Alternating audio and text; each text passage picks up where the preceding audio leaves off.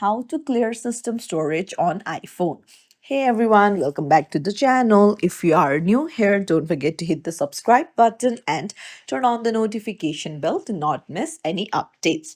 So, is your iPhone storage full? I'll show you how to clear it. Let's get started. You need to head over to your settings, then go to General. Now go to iPhone storage. Now here you can see how much storage your iPhone has taken up. Now, what you can do is you can review your large photos and videos and also empty your recently deleted album that's taking up a lot of space.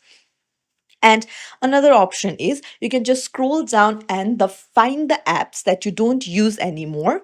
Just tap on it and tap on offload app.